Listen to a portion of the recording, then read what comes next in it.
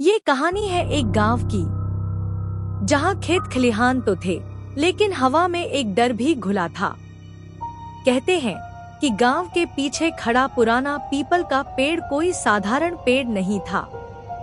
उसके नीचे जाने वाला अक्सर कभी वापस नहीं आता था। पर लोग ये राज कभी जान नहीं पाए कि आखिर ऐसा क्यों होता है।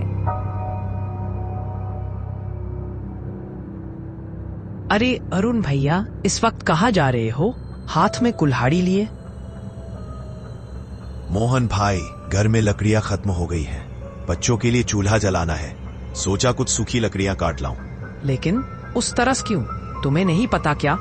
लोग कहते हैं उधर पीपल के पेड़ के पास चुड़ैल रहती है। सूरज ढलने के बाद वहाँ जाना ठीक नहीं है। मोहन भाई, तुम भी ना ये सब बातें बूढ़ों को सुनाने के लिए ठीक है। तुमने कभी खुद चुड़ैल देखी? देखी तो नहीं, लेकिन कई लोगों ने वहाँ से अजीब अजीब चीखें सुनी है। और गांव का कोई भी उस रास्ते नहीं जाता। मेरी मानो, मत जाओ उधर। मोहन भाई देखो, बुरा मत मानना, लेकिन अगर मैं नहीं गया तो मेरे बच्चे और पत्नी भूखे सो जाएंगे। मैं इन डरावनी बातों पर भरोसा नहीं करता। मैं जल्दी लौट आऊंगा। अरुण कुल्हाड़ी कंधे पर रखता है और आगे बढ़ जाता है।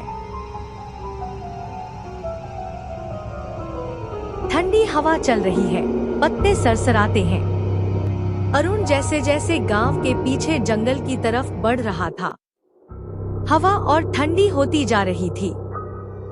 पीपल का पेड़ सामने दिखाई देने लगा। उसकी फैली शाखाएं मानो किसी दैत्य के हाथ हों।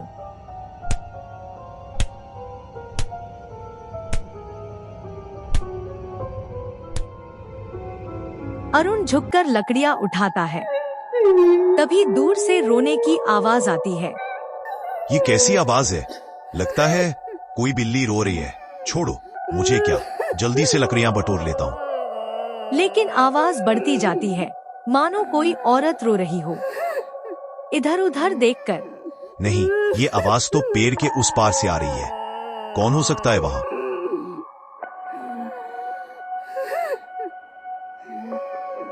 एक औरत लाल कपड़े में पेड़ के नीचे बैठी है। उसका चेहरा झुका हुआ है। अरे बहन जी, आप यहाँ अकेली क्यों बैठी है? रो क्यों रही हैं? कोई तकलीफ है क्या? मुझे बताइए, मैं मदद करूंगा। औरत चुप रहती है, सिर नहीं उठाती। आप मेरी बात सुन रही है ना? अकेले ऐसे बैठना ठीक नहीं। रात का समय है, गांव दूर है। बोलिए भी, सब ठीक है ना? औरत अब भी चुप रहती है। बड़ी अजीब बात है। मैं मदद करने आया हूँ और ये जवाब ही नहीं दे रही। भलाई का जमाना ही नहीं रहा।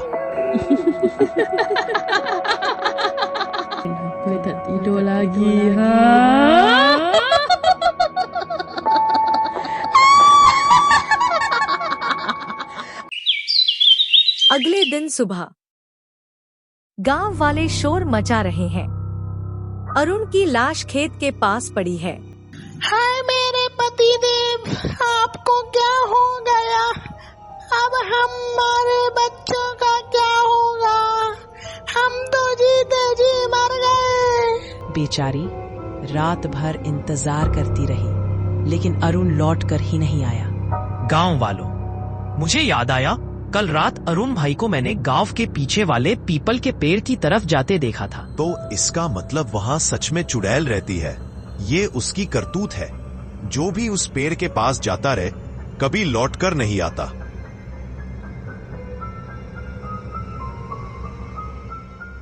उस दिन के बाद से पूरे गांव में दहशत फैल गई। लोगों ने पीपल के पेड़ के पास जाना पूरी तरह बंद कर दिया। सूरज ढलते ही गांव की गलियां सूनी हो जाती थी। हर कोई बस यही कहता, उस पेड़ के नीचे मौत रहती है। अरुण की मौत ने गांव वालों के दिलों में डर को और गहरा कर दिया था। गांव के लोग मान चुके थे कि पीपल का पेड़ शापित है। अगले दिन सुबह इसी बीच शहर में पढ़ाई कर रही अरुण की बहन नंदिनी कई साल बाद गांव लौट रही थी। उसे नहीं पता था कि उसका गांव अब अंधविश्वास और भय की चपेट में है। नंदिनी गाड़ी से उतरती है। उसके हाथ में किताबें और एक छोटा बैग है। वाह, कितने सालों बाद गांव की मिट्टी की खुशबू महसूस कर रही हूँ। लेकिन ये कैसा सन्नाटा है? पहले तो यहाँ बच्चे खेलते दिखाई देते थे, अब सब घरों में बंद क्यों है? पास से गांव का बूढ़ा आदमी गुजरता है। काका नमस्ते, सब ठीक है ना? गांव इतना सुनसान क्यों रह रहा है? बिटिया, भगवान तुम्हें बचाए। जल्दी घर पहुंच जाओ, बाहर रहना सुरक्षित नहीं है। लेकिन क्यों काका, कुछ हुआ है क्या? पीपल का श्राप। अब और मत पूछो, जो जानना है घर जाकर जान लेना। वह जल्दी जल्दी निकल जाता है। नंदिनी चौंकती है।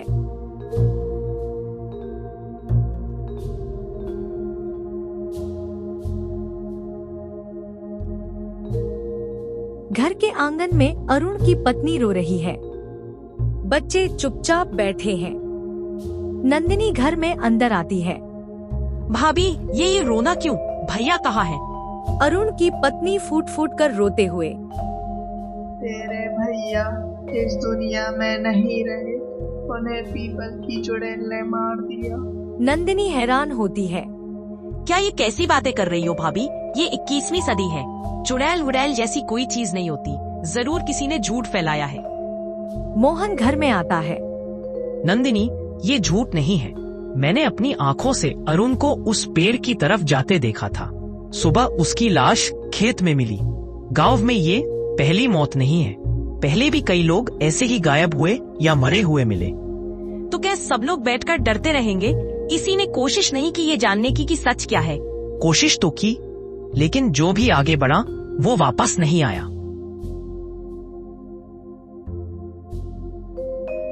रात का समय, घर के बाहर हवा चल रही है। नंदिनी खिड़की से बाहर देख रही है।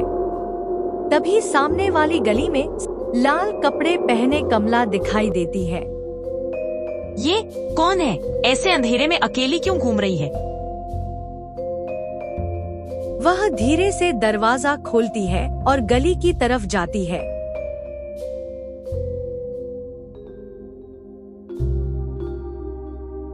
बहन जी रुको, आप कौन हैं? कमला रुकती है। तुम यहाँ नए हो क्या? नहीं, मैं यही की हूँ। मैं अरुण की बहन नंदिनी हूँ। अच्छा, तो तुम अरुण की बहन हो। तुम्हें सच जानना है ना, तो मेरे साथ चलो। लेकिन किसी से कहना मत कि तुमने मुझे देखा। क्यों, क्या राज है? सब लोग कहते हैं कि वहाँ चुड़ैल है, लेकिन मुझे सच जानना है। सच उतना आसान नहीं है। जिस दिन तुमने असलियत जान ली, तुम्हारी जिंदगी भी बदल जाएगी। कमला। गांव में अजीब सी औरत थी। किसी को नहीं पता था कि वह कहां से आई और कहां रहती है, लेकिन उसके चेहरे पर हमेशा एक रहस्यमय मुस्कान रहती। लोग कहते थे वो साधारण औरत नहीं, कुछ और है। और अब नंदिनी उसके पीछे पीछे अंधेरे में चली जा रही थी। नंदिनी धीरे धीरे कमला के पीछे पीछे जा रही है। रास्ता सुनसान है। चारों तरफ अंधेरा, केवल चांद की हल्की रोशनी। बहन जी, आप बता तो दो कि हम कहाँ जा रहे हैं? वही जहाँ तुम्हारे सवालों के जवाब मिलेंगे, पीपल के पेड़ के पास। क्या वहाँ? लेकिन सब कहते हैं कि वहाँ मौत है। डरना नहीं, कभी कभी सच मौत से भी खतरनाक होता है।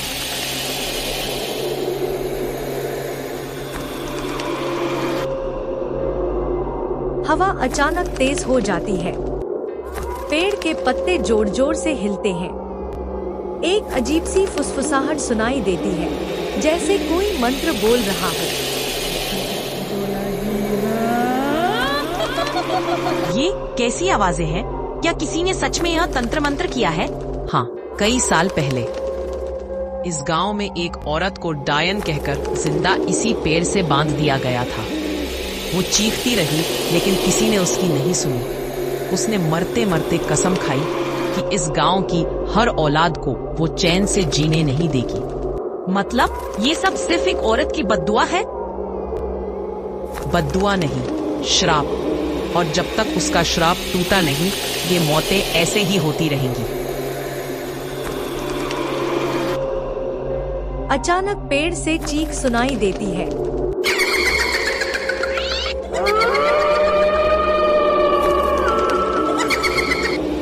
नंदिनी डरकर पीछे हटती है। उसके सामने जमीन से धुआं उठता है। उस धुएं में एक महिला का चेहरा उभरता है, खून से लथपथ आंखें, बिखरे बाल। कौन है मेरी नींद में खलल डालने वाला? हाँ, ये क्या है कमला? ये क्या हो रहा है? ये वही है जिसके बारे में तुम सुनती रही हो। नंदिनी कमला की तरफ देखती है। उसकी आंखें लाल हो चुकी हैं। चेहरा अब इंसान का नहीं लगता। नहीं, ये सच नहीं हो सकता। तुम इंसान नहीं हो। हाँ नंदिनी, मैं वही आत्मा हूँ जिसे इस गांव ने जलाकर मारा था। अब मैं हर उस बच्चे का खून पीऊंगी जो इस मिट्टी में जन्म लेगा। नंदिनी के पैरों तले जमीन खिसक गई। जिस औरत को वह अब तक मददगार समझ रही थी, असल में वही इस गांव की बर्बादी की जड़ थी। अब उसके सामने असली चुड़ैल खड़ी थी। और उस रात उसकी जिंदगी का सबसे डरावना खेल शुरू हो चुका था। कमला का असली रूप सामने आ चुका है। उसकी लाल आंखें, लंबे नुकीले नाखून और डरावनी हंसी पूरे जंगल में गूंज रही है। नंदिनी पीछे हटती है, लेकिन उसका पैर किसी सूखी टहनी पर पड़ता है। टहनी टूटने की आवाज गूंजती है। हाँ, अब भागकर कहाँ जाओगी? तुमने मुझे यहाँ बुलाया है, अब तुम ही मेरी पहली बलि बनोगी। भगवान, कोई तो मेरी मदद करो। दूर से ढोल और घंटियों की आवाज आती है। काले वस्त्रों में एक तांत्रिक अपने चेले के साथ आता है। हाथ में त्रिशूल और कमंडल है। अरे पापिनी आत्मा, तेरे आतंक का समय अब समाप्त हो गया है। तू क्या कर लेगा बूढ़े साधु? इन्हीं गांव वालों ने मुझे जलाया था। अब मैं इनके खून से अपना बदला लूंगी। तांत्रिक जमीन पर पवित्र भस्म छिड़कता है। चारों तरफ अग्नि का गोला बन जाता है। नमः कालभैरवाय नमः, ह्रीं क्लीं चामुंडाय विच्चे। मंत्रोच्चार होते ही पेड़ के पत्ते जोर जोर से हिलने लगते हैं। हवा तूफान जैसी तेज हो जाती है। कमला चीखने लगती है। नहीं, ये मंत्र बंद करो। ये आग मुझे जला रही है। शोर सुनकर गांव के लोग भी वहां आ पहुंचते हैं। सब डरकर पीछे खड़े हो जाते हैं। भगवान, ये तो सचमुच चुड़ैल है। हमने कितनी बड़ी गलती की थी उसे जलाकर। अब यही हमारी मौत बन गई। अगर पाप गांव ने किया था तो सजा इन मासूम बच्चों को क्यों? हे माँ काली, इस श्राप से हमें मुक्त करो। सुन पापिनी आत्मा, तेरी मुक्ति का समय आ गया है। तुझे जलाने वाले तो अब इस धरती पर नहीं है। मासूमों का खून तू और नहीं पी सकेगी। तांत्रिक जोर से त्रिशूल जमीन पर मारता है। अचानक आग का गोला और बड़ा हो जाता है और कमला उसके बीच फंस जाती है। उसकी चीख से पूरा जंगल कांप उठता है। नहीं, मुझे मुक्त करो। एक भयानक चीख के साथ धुआं उठता है और कमला की आत्मा राख बनकर उड़ जाती है। आसमान साफ हो जाता है। हवा थम जाती है। गांव वाले धीरे धीरे तांत्रिक के पास आकर सिर झुकाते हैं। हमने कितनी बड़ी गलती की थी उसे जलाकर। अब यही हमारी मौत बन गई। भगवान, ये तो सचमुच चुड़ैल है। महात्मा जी, आपने हमारी पीढ़ियों का श्राप तोड़ दिया। हम आजीवन आपके आभारी रहेंगे। आपने मेरी जान बचाई और इस गांव को भी। लेकिन याद रखिए, कभी किसी निर्दोष पर झूठा इल्जाम मत लगाना। उसकी चीख एक दिन श्राप बनकर लौटती है। उस रात गांव ने अपनी सबसे बड़ी गलती का प्रायश्चित किया। चुड़ैल का आतंक समाप्त हुआ, लेकिन पीपल का पेड़ आज भी उस रात की चीखों का गवाह है।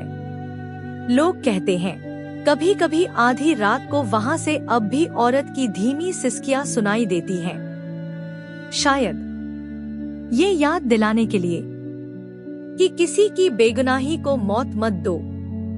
अगर आपको यह कहानी पसंद आई तो इसे अपने दोस्तों के साथ शेयर करें और चैनल को सब्सक्राइब करें।